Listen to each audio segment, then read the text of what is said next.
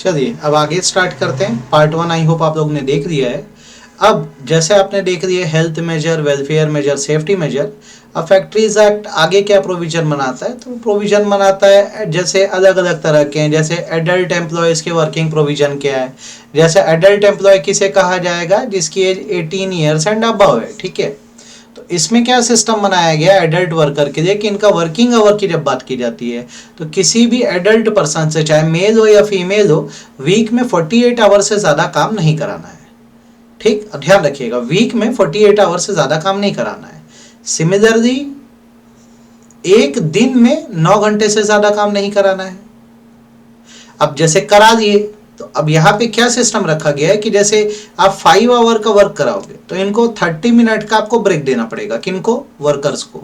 अब 30 मिनट का ब्रेक मिलाकर जो मैक्सिमम स्प्रेड या मैक्सिमम वर्क आप एक दिन में करा सकते हो वो होता है 10.5 घंटे। अब 10.5 घंटे काम करवा सकते हो। चलिए रिपीट करिए, वर्किंग आवर क्या है? हफ्ते में 48 आवर से ज़्यादा काम नहीं कराना है, एक दिन में 9 घंटे से ज़्यादा काम नहीं कराना है, हर 5 घंटे में आधे घंटे का इंटरवल होगा और मैक्सिमम जो वर्क करवाया जा सकेगा वो 10.5 घंटे होगा इंटरवल को इंक्लूड करके। रही बात हॉलीडेज की, तो हॉलीडेज का सिस्टम ऐसा रखा गया है कि अगर आप किसी फैक्ट्री में वर्क कर रहे हैं तो हफ्ते के पहले दिन लाइक संडे को आप काम पे नहीं आएंगे, आपको छुट्टी मिलेगी। और यदि आपने संडे को वर्क कर दिया तो उस सिचुएशन में नेक्स्ट 3 डेज में आपको एक कंपल्सरी छुट्टी मिलेगी जो आप ले पाओगे। वैसे ही आपके लिए कंपनसेटरी हॉलीडे का ही प्रोविजन रखा गया है कि अगर किसी वर्कर को उसकी वीकली हॉलीडेज नहीं मिल रही हैं तो इस सिचुएशन में उसे अगले 1 महीने के अंदर या 2 महीने के अंदर कंपनसेटरी हॉलीडे देने को मिलेगा, मतलब वो भरपाई वाली छुट्टियां दे सकेगा। अगर कोई वर्कर किसी दिन 9 घंटे से ज़्यादा काम करता है या किसी हफ्ते 48 आवर से ज़्यादा काम करता है तो उसको ओवर टाइम ओटी मिलेगा, ट्वाइस द वेजेस, जो भी उसका वेजेस है उसका डबल उसे मिलेगा।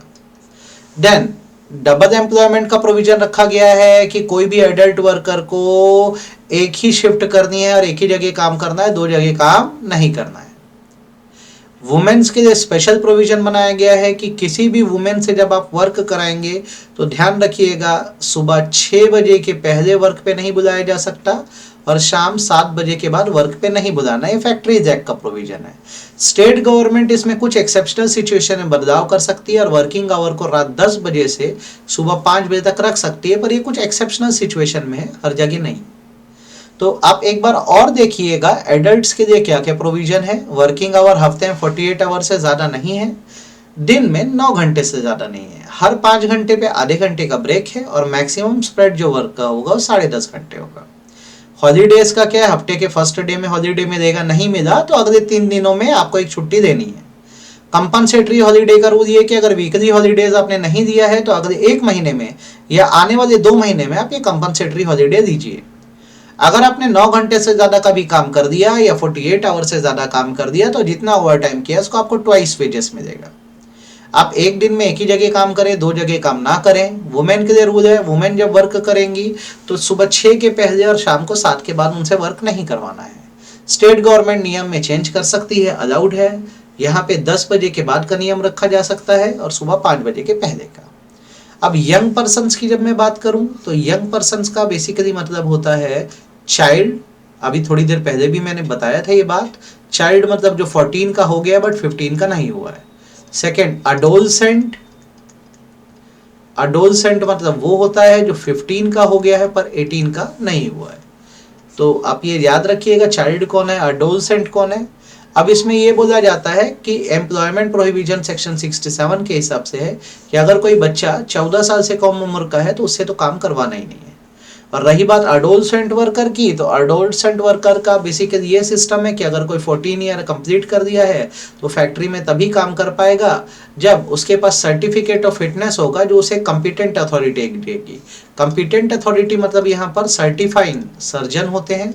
ये स्टेट गवर्नमेंट द्वारा अपॉइंटेड सर्जन होते हैं जो बेसिकली चाइल्ड को या यंग पर्सन को सर्टिफिकेट ऑफ फिटनेस देते हैं और इस फिटनेस को सबमिट करने के बाद ही वो कार्य कर सकते हैं। ये सर्टिफिकेट ऑफ फिटनेस जो होता है सर्टिफाइड सर्जन देता है किसके एप्लीकेशन पर? उस यंग पर्सन के खुद के या उसके पेरेंट्स के या एम्प्लॉयर के। कोई भी सर्टिफिकेट ऑफ फिटनेस 12 महीने के लिए वैलिड होता है और जो भी फीस होती है इस सर्टिफिकेट की वो एम्प्लॉयर को पे करनी होती है। अब रही बात चाइल्ड अगर काम कर रहा है तो उससे कितना घंटे काम करा सकते हैं, तो दिन में 4.5 आवर 4.5 घंटे से ज्यादा काम नहीं कराना है। ठीक, कोई भी बच्चे 2 शिफ्ट में ही काम करेंगे। मैक्सिमम स्प्रेड मतलब इंटरवल मिलाकर मैक्सिमम जो आप वर्क करा सकते हैं 5 आवर का करा सकते हैं। और किसी भी फीमेल चाइल्ड से जब काम कराना हो तो 8 बजे और 7 बजे के बीच में ही कराएंगे, मतलब 8 बजे के पहले नहीं कराएंगे और 7 के बाद नहीं। अब आप यहाँ पे क्लियरिटी रखिएगा, ठीक है। जैसे वुमेन्स के लिए क्या बोला गया है, वुमेन्स के लिए क्या बोला गया है 6 AM एंड 7 PM।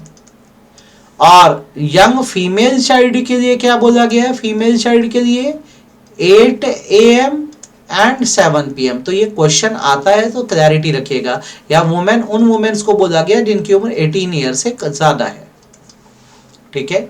फिर एनुअल लीव के भी रूल्स बनाए हैं, चैप्टर 7 में दिए हुए। एनुअल लीव मतलब सालाना कितनी छुट्टी दे सकते हैं। तो बेसिकली ये माना जाता है कि अगर आप साल में 240 दिन काम कर रहे हो तो इसे बोला जाएगा वर्किंग डेज, ठीक। तो अगर आपने 240 दिन काम किया है तो एडल्ट एम्प्लॉय के केस में हर 20 दिन में आप एक छुट्टी दे सकते हैं, और चाइल्ड के केस में हर 15 दिन में एक छुट्टी दे सकते हैं। ये 240 डेज जो होता है ना बेटा, ये आपको कई जगह पर अभी कंसेप्ट मिलेगा। ये कंटिन्यूअस सर्विस का कंसेप्ट होता है कि इतने समय आपने काम किया।